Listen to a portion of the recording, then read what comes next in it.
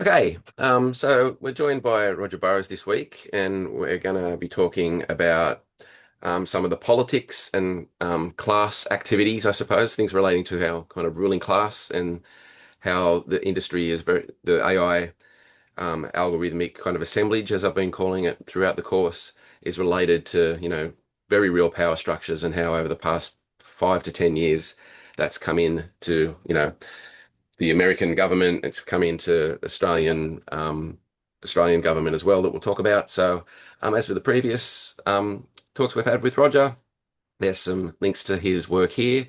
In particular, there's a lot of links here to some of your pieces on the NRX and some of the more public-facing stuff. It's quite readable, so it'd be good for students to check that out. So, Roger, yeah, thanks for joining us again. Can you tell us a little bit about your work in this area, and particularly the kind of paper, I suppose, that you started with in this area that you've been, developing and talking about since? Yeah, I mean, there's a history to it if you're interested, Steve, that goes all the way back to 1995 Yep. when I edited a book with a colleague called Mike Featherston, which was a book which was attempting to look at the cyberpunk literature, science fiction literature, and trying to look at that literature as a kind of a sociological resource to see if it could help us think about what was happening at the time. And I edited a book. It was one of the first books that had the word cyberspace in the title. It's hard to believe now, given how ubiquitous that term became. But a couple of the authors in that book who did chapters were a woman called Sadie Plant and her partner at the time, a man called Nick Land. And this was really seen as really innovative stuff about cyberpunk and the work of philosophers like Manuel de Landa and everything. So it's seen as really, really cutting edge stuff. Anyway, the book came out and, forgot about it really. And Nick Land sort of disappeared off the radar until around about 2012 when he really came back into prominence again after a cultural theorist who used to work with him, a guy called Mark Fisher, came to prominence. Fisher had written a book called Capitalist Realism, and he became a really important figure in British cultural theory. And unfortunately, he suffered from depression and committed suicide. And at that point, there was a kind of a real interest in who he was and what he'd been working on. And at that time, Nick Land reappeared because people began to search for Nick Land again as the kind of the yin and yang of Fisher and Land and theories of accelerationism. And it turned out that Land had had a very strange journey and ended up in Shanghai and was writing really weird blogs about stuff that no one was really familiar with. Mhm. But it was certainly very different from the stuff that he was writing in the 1990s. Anyway, it turned out that one of the things that Land had written was a long text, about 30,000 words, called The Dark Enlightenment. And it turned out that this piece, The Dark Enlightenment, was itself an attempt to interpret the work of someone called Mencius Mollbug, who was a coder in Silicon Valley. Turned Yep. out his real name was Curtis Yarvin.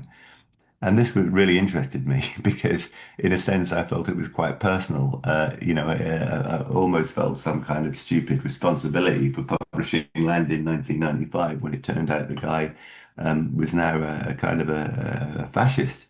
Yeah. Yeah. So, Fascism so, and now so reactionary. Yeah. yeah, so I began to look into what Land had been doing, what he'd been writing, and came across Mulbug and Curtis Yarvin, who at the time not many people really knew about. But it turned out that he had a huge following online of people, many of whom had never gone to university but were interested in politics. This was a completely kind of online phenomenon. So delved a little bit into who Yarvin was and how Land had come across him and trying to read this stuff and trying to get my head around it. And it turned out that Yarvin was the key figure, not least because he was funded by Silicon Valley money. Yep. He was a coder himself and was writing a piece of software called Urbit for a company called Talon that he owned. But the funder behind this was a guy called Peter Thiel, who your students might have heard of. Now he's an incredibly significant figure. To So I the began point to where look at, now he's been a character on South Park. yeah, yeah, Yeah. absolutely. And what a fantastic series of episodes that has been. So people know who he is. And I began looking at Thiel's investments. And it wasn't just, clearly, it wasn't just Yavin who he was funding. He was also funding people like Patrick Friedman and all manner of kind of crazy prototypes of kind of libertarian politics. Yep. So this paper, it came out in 2021 in TCS. But I think I started writing it about 2018 and it went through various iterations. It's written with a colleague, Harrison Smith, who was a postdoc working with me at the time at Newcastle in the UK, the other Newcastle. Yep. And this is an attempt in this paper really to make some sense of all this stuff because Mm. it's not on first reading at least it's not coherent. It draws upon a range of different and very unfamiliar traditions. Yeah, and so like from the 2012 blogs through to you kind of looking at this stuff throughout the 2000 teens, Yeah. this kind of thought now is in the White House. Yeah, I mean, it's like literally, Steve. It's like been living in a science fiction novel because I was talking about this stuff, and to be honest, I think some of my friends and some of my colleagues thought I was a nutter, Yep. because it was some of the material is so dark and so kind of crazy, apparently, Yep. that I think they thought I was nuts. But over the last decade, and especially in the last 5 years, this stuff has come into the mainstream. So No, what? I've seen you give talks, Roger, on this, say 3 or 4 years Yeah. ago, where people in the crowd, sociologists that like understand cultural theory and stuff like that were kind of, yeah, very skeptical about how influential this stuff was Yeah. actually being in powerful circles. Yeah, well, and unfortunately, sadly, we're now here. Yeah. These people are in the White House. These people are everywhere within American culture and especially American tech. Yep. And so, for me, as a kind of a critical sociologist, it seems to me to be really important to surface who these people are, what their ideological beliefs are, and to really, and I'll put this quite boldly. I think that some of the framings that we have within sociology that are dominant have really been a fetter on our understanding of what's going on because what's happening here isn't really something that has great continuity with theories of neoliberalism, theories of traditional forms of capitalism. I'm not saying it's brand new because it clearly draws upon longer traditions, but we haven't seen it coming, and we haven't seen it coming because it's not been within the academy. It's Yeah. mostly been online, and it's mostly drawing upon a literature that, frankly, we don't have in our libraries because Yeah. it's essentially a fascist literature. So we feel very uncomfortable about it. And I think we also feel uncomfortable about it because one of the central tenets of this ideological position of neo-reaction is that we in the university are the problem. Yeah. Uh, Which they we're, call we're the cathedral, right? They call the university. yeah, so we're part of the cathedral, as they would see it, which is an all-encompassing term for what they see as mainstream inculcation of young people and of the public of a position that they believe isn't tenable. Yeah. So they draw upon, if people are familiar with the film The Matrix, the juxtaposition between the red pill and the blue pill.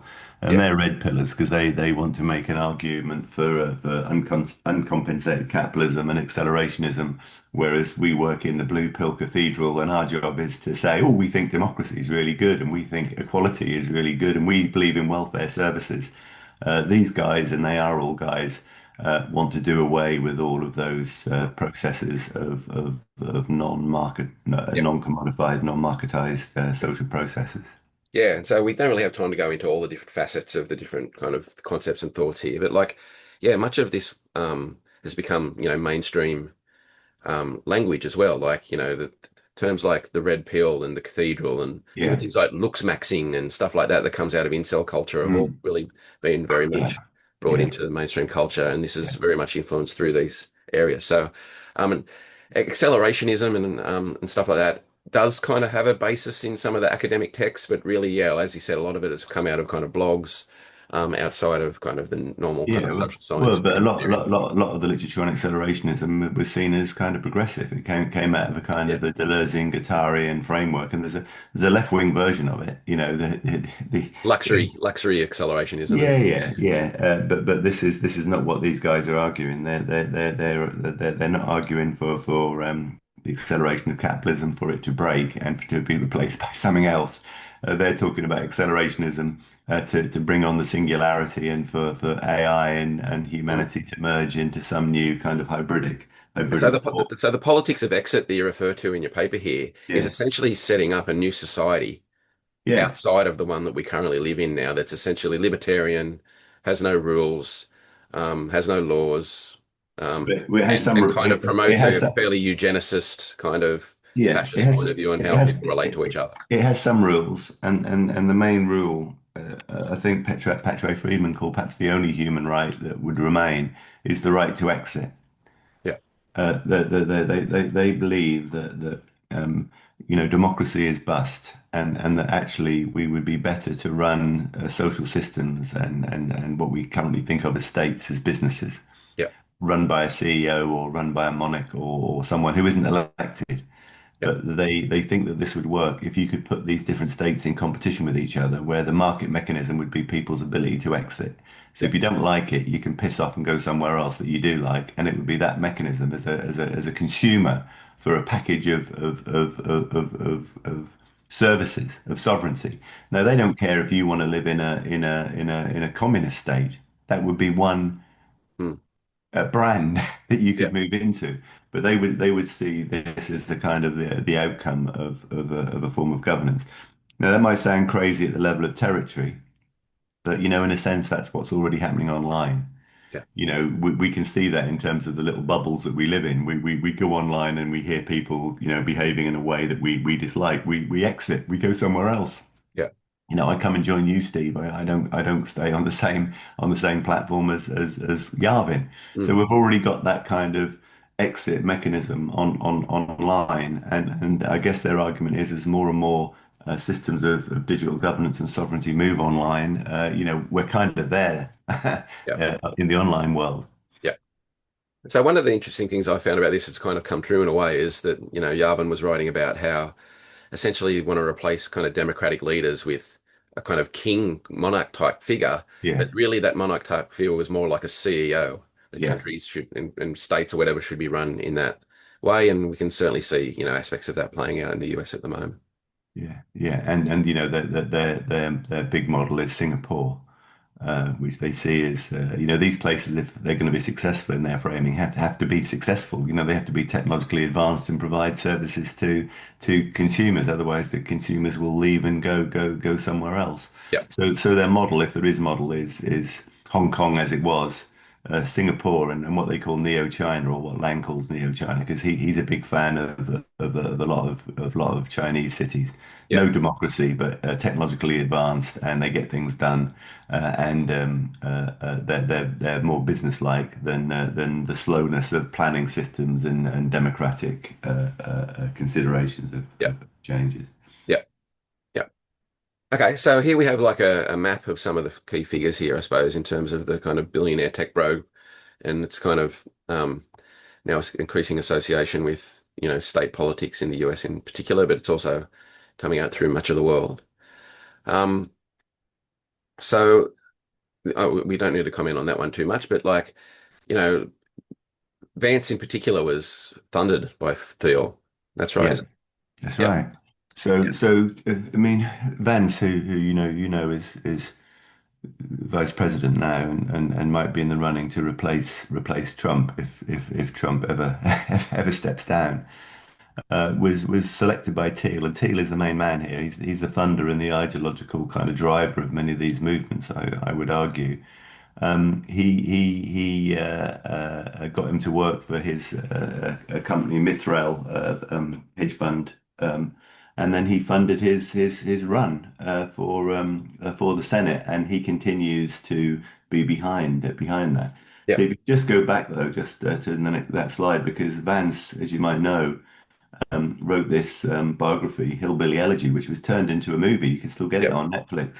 yeah, And one of the reasons it suggested that Teal was so keen on Vance was because he came from shit beginnings. I mean, he was abused as a child. His mother was an alcoholic. He literally was in a terrible situation coming up. And I think what appeals to Teal is the fact that he can fund him and he can generate his success. He can sponsor him, he can mentor him. So it's a highly kind of individualized form of success.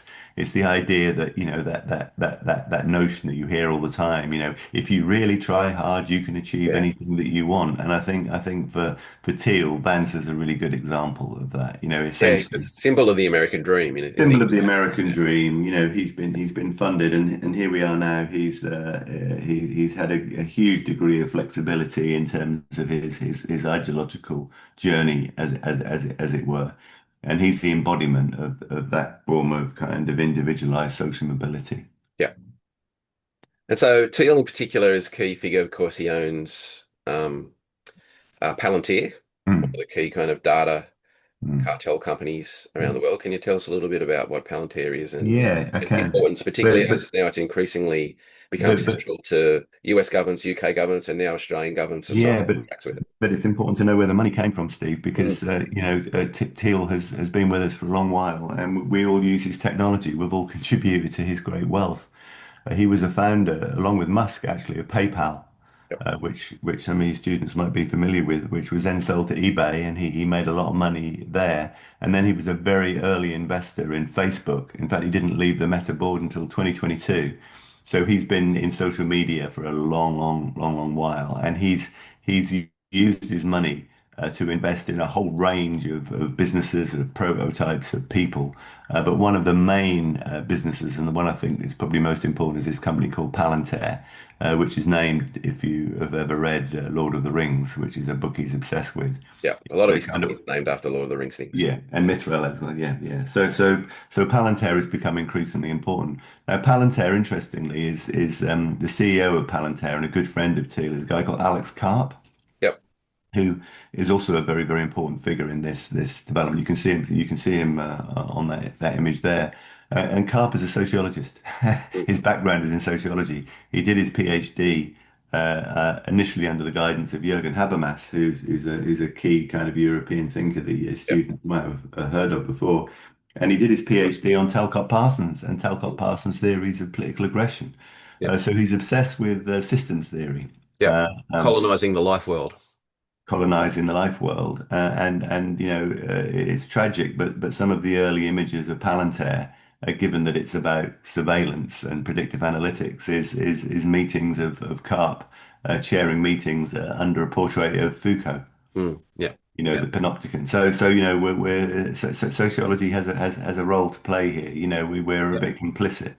But Palantir in particular is a big data analytics company that has been hugely successful, huge contracts in the USA with the military in particular, but now with ICE, with health services. And you can see from that image there that they've also got their fingers in most of aspects of UK government now, including a massive contract with the health service in the UK. And what their software does is it goes into an organization and it sucks up all the data that it can get from all of its different systems and it puts it through various kind of statistical machine learning AI systems and tries to find connections and patterns, associations, risk profiles within the data. It's best to think of it as a predictive analytics company. It's interested in looking at whatever level you're looking at, what combination of attributes best predicts some kind of outcome. And it's been incredibly successful Yep. in doing that.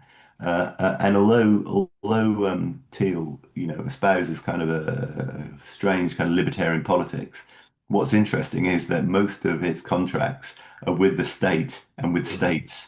And indeed, in some of his more aspirational writings, Teal and some of the other people involved in it see this within in NRX terms as a way of hollowing out the state, of replacing civil service and public sector organizations with these intelligent, supposedly intelligent pieces of software, Yep. and you can see it everywhere. There are no jobs in the civil service.